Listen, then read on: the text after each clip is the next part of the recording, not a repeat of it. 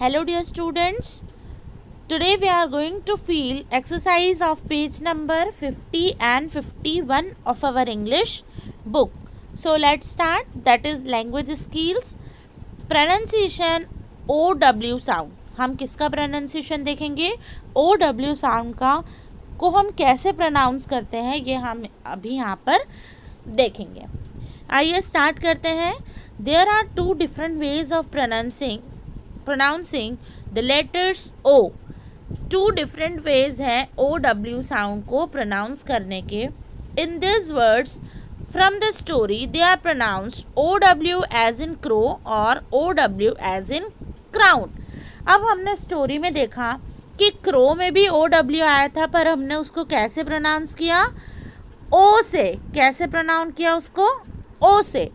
पर जब क्राउन में OW आया तो हमने उसको कैसे प्रोनाउंस किया? आ ऊ से. कैसे प्रोनाउंस किया? क्राउन. आ ऊ. पर क्रो में हमने कैसे प्रोनाउंस किया? ओ से. तो आप सभी को समझ में आ रहा होगा कि हम क्राउन को टू तरीके से प्रोनाउंस कर सकते हैं, टू वेज से प्रोनाउंस कर सकते हैं. क्रो में जब हम क्रो जैसे कुछ वर्ड्स होंगे अगर तब हम प्रोनाउंस करेंगे तो ओ से करेंगे, और अगर हम क्राउन जैसे वर्ड्स में प्रोनाउंस करेंगे तो आ ऊ के तौर पर उसे प्रोनाउंस करेंगे. आइए हम कुछ वर्ड्स देखते हैं यहाँ पर और इस एक्टिविटी को कंप्लीट करते हैं. यहाँ पर आपको कुछ वर्ड्स दिए हैं येलो बॉक्स में, ये वाले. Complete the table with this words. और इस टेबल को आपको कंप्लीट करना है इन वर्ड्स को राइट करके. अब आपको फर्स्ट जो कॉलम है यहाँ पे क्रो वाले, जहाँ पर ओ साउंड वाले जहाँ पर वर्ड्स आ रहे हैं वहाँ उसे इधर वाली कॉलम में लिखना है, और जहाँ पर आ ऊ वाले वर्ड्स आ रहे हैं वहाँ उसे सेकंड कॉलम में लिखना है. तो स्टार्ट करते हैं. जैसे मैंने यहाँ पर फर्स्ट राइट किया है बो. बो जो है उसमें हमने किसका यूज़ किया? ओ का यूज़ किया. तो हमने यहाँ पर किसका सबसे पहले कौन सा वर्ड लिखा? बो. Then low. अब यहाँ पर कुछ ऐसे वर्ड्स हैं जिसे येलो बॉक्स में नहीं दिया गया है, पर भी हम और ज़्यादा वर्ड्स फाइंड आउट कर सकते हैं और इस कॉलम में राइट कर सकते हैं जिससे हमें और ज़्यादा वर्ड्स पता चले. इसलिए यहाँ पर बो दिया है बट लो नहीं दिया है. लो आप खुद से इंक्लूड कर लें. एरो यहाँ पर दिया है. एरो भी किसका वर्ड है? ओ साउंड. क्रो ओ साउंड का वर्ड है, इसलिए यहाँ पर हमने एरो भी इंक्लूड किया है. देन शो भी OW, it means O pronounce हो रहा है. और नो KNOW, नो भी किससे प्रोनाउंस हो रहा है? ओ से प्रोनाउंस हो रहा है, इसलिए यहाँ पर हमने बो, लो, एरो, शो, नो ये सभी क्रो की तरह प्रोनाउंस हो रहे हैं, इसलिए हमने इसे फर्स्ट कॉलम में राइट किया है. सेकंड कॉलम में हमें आ ऊ वाले वर्ड्स को राइट करना है. तो फर्स्ट जो वर्ड है हाउ, तो हाउ जो है वो किससे कैसे हो रहा है? आ ऊ. हा ऊ. आ ऊ. इसलिए हमने कैसे राइट, कहाँ पर राइट किया उसे? सेकंड कॉलम में, क्राउन वाले कॉलम में राइट किया है. उसी तरीके से डाउन. ब्राउन जो है हमने खुद से राइट किया है.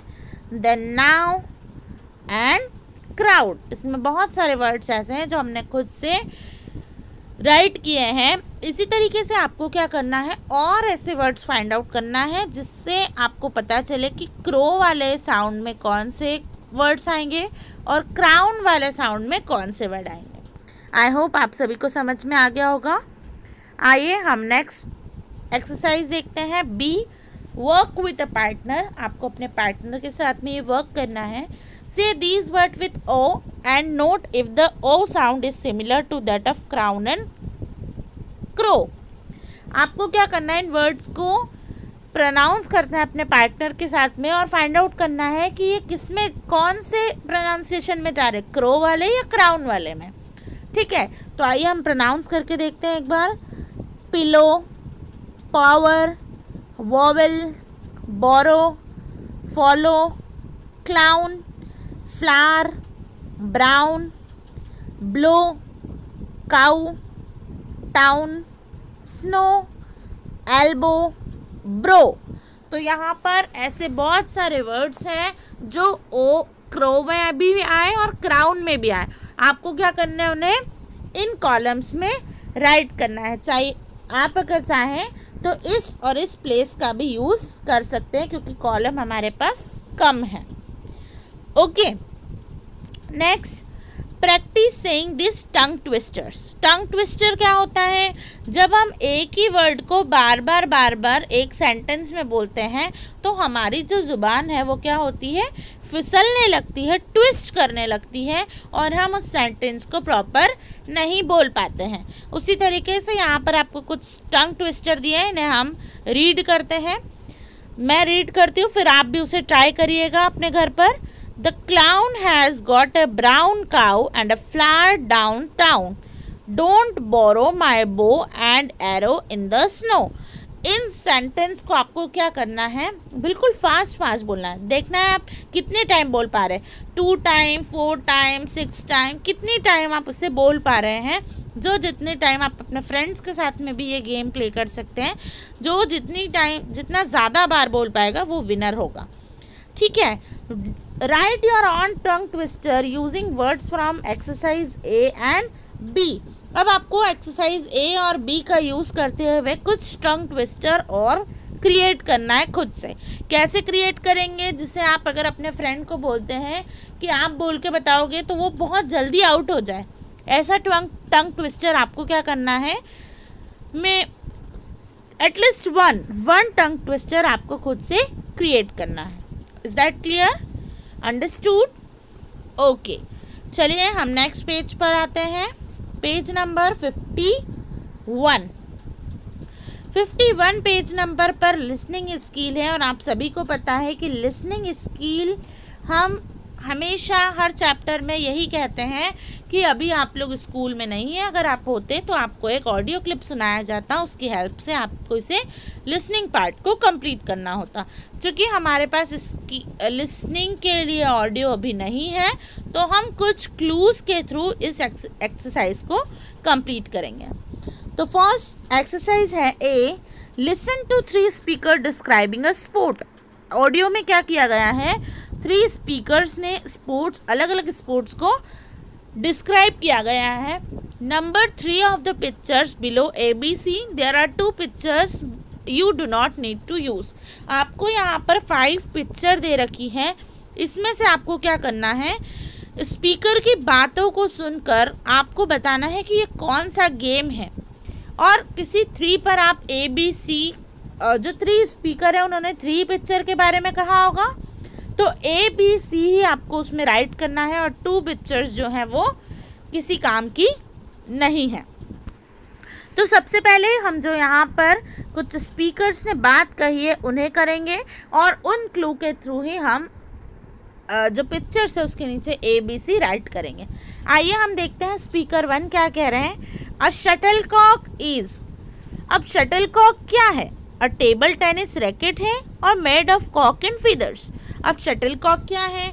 तो आप जिस गेम में शटलकॉक और रैकेट का यूज़ करते हैं, आई थिंक वो गेम है बैडमिंटन। आप सभी पहचान गए होंगे कि वो गेम है बैडमिंटन।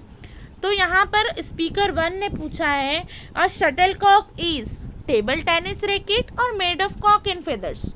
तो मेड ऑफ कॉक and feathers is a correct option, क्योंकि जो हमारी कॉक होती है शटलकॉक वो किससे बनती है? कॉक और फेदर्स से ही वो बनती है, इसलिए ये करेक्ट ऑप्शन है। और यहाँ पर हमें पता चल रहा है कि शटलकॉक जो है, शटलकॉक के बारे में बात कही है और शटलकॉक सिर्फ एक ही गेम में यूज़ होता है और वो है बैडमिंटन। तो बैडमिंटन के नीचे आप ए राइट करेंगे क्योंकि आपको पता चल गया है ना कि स्पीकर 1 किस गेम के बारे में बात कर रहा होगा। आइए नेक्स्ट MCQ देखते हैं। You have to or don't have to hit the shuttlecock before it falls to the ground. आपको बैडमिंटन में क्या करना होता है? क्या शटलकॉक को ग्राउंड पर गिरने देना होता है या उसे गिरने से बचाना होता है? तो you have to hit the shuttlecock before it falls to the ground, कि आपको ग्राउंड पर शटलकॉक गिरने के पहले उसे हिट करना पड़ता है, उसे मारना होता है दूसरी तरफ, इसलिए हमने यहाँ पर क्या यूज़ किया? Have to. Third, in this sport you have to run a lot. You have to or must not run to a lot. तो इस गेम में हमें क्या करना होता है, ऐसा नहीं कि कंटिन्यू हम रनिंग ही कर रहे हैं, बट जिस डायरेक्शन में शटल जो हमारी कॉक है वो आती है, उस डायरेक्शन में हमें रनिंग करके फास्ट जाना होता है और उसे हिट करना होता है, इसलिए हमें रन तो करना है, इसीलिए हमने यहाँ पर हैव टू पर मार्क किया है। In this sport you have to run a lot. आइए देखते हैं हम सेकेंड स्पीकर किस स्पोर्ट के बारे में बात कर रहे हैं। In this sport players must or must not use different parts of the body. इस स्पोर्ट्स में प्लेयर्स को क्या different parts of the body का यूज़ करना होता है। तो हमें फर्स्ट सेंटेंस से जो फर्स्ट MCQ है उससे कुछ ज़्यादा समझ में नहीं आ रहा है कि ये कौन से स्पोर्ट्स के बारे में बात कर रहे हैं। हम क्या करते हैं, ये 6th वाला जो MCQ है इसकी हेल्प लेते हैं और इस गेम को पहचानते हैं। The player may pass the ball to their team members. अब ऐसा कौन सा गेम है जिसमें प्लेयर्स को बॉल जो है अपने टीम मेंबर्स के सामने पास करनी होती है।